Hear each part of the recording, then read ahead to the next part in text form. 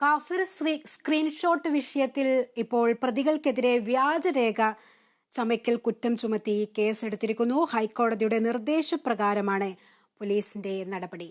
കൂടുതൽ വിശദാംശങ്ങൾ നൽകാൻ കൊച്ചിയിൽ നിന്നും നിതിൻ പ്രഭാകരൻ ചേരുന്നുണ്ട്. നിതിൻ, ഇപ്പോൾ വ്യാജരേഖ ചമയ്ക്കൽ കുറ്റം ചുമത്തി കേസെടുത്തിരിക്കുന്നു. ആരുടെ ഹർജിയിലാണ് കോടതിയുടെ ഇങ്ങനെയൊരു നിർദ്ദേശം ഉണ്ടായിരുന്നത്? വിശദാംശങ്ങൾ.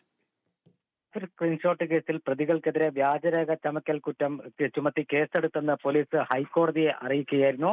ലോക്സഭാ തെരഞ്ഞെടുപ്പിന് മുന്നോടിയായി വടകര പാർലമെന്റ് മണ്ഡലത്തിൽ LDF സ്ഥാനാർത്ഥിയെ മത്സരിച്ച KK ശൈലജ MLA-ക്കെതിരെ വിദ്വേഷ പ്രചരണം നടത്തിയെന്ന്, അതായത് KK ശൈലജ തന്നെ MSF നേതാവ് MSF-കാർക്കും UDF-കാർക്കുമെതിരെ പരാതി നൽകിയിരുന്നു. ഈ പരാതിയുടെ അന്വേഷണത്തിന്റെ ഭാഗമായി MSF നേതാവ് മുഹമ്മദ് ഖാസിമിന്റെ ഹർജിയിലാണിപ്പോൾ പോലീസിന്റെ നിർണായകമായ നടപടി ഉണ്ടായിരിക്കുന്നത്.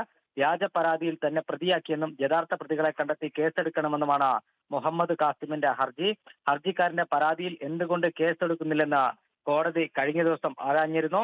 ഈ ഒരു പശ്ചാത്തലത്തിലാണ് കാഫിർ സ്ക്രീൻഷോട്ട് കേസിൽ പ്രതികൾക്കെതിരെ വ്യാജരേഖ ചമയ്ക്കൽ കുറ്റം ചുമത്തി കേസെടുത്തെന്ന് പോലീസ് ഹൈക്കോടതിയെ അറിയിച്ചിരിക്കുന്നത്. കേസ് ഈ തിങ്കളാഴ്ച വീണ്ടും പരിഗണിക്കും. ശ്രുതി. വ്യക്തമാണ്. കാഫിർ സ്ക്രീൻഷോട്ട് കേസിൽ പ്രതികൾക്കെതിരെ വ്യാജരേഖ ചമയ്ക്കൽ കുറ്റം ചുമത്തിയിരിക്കുന്നു.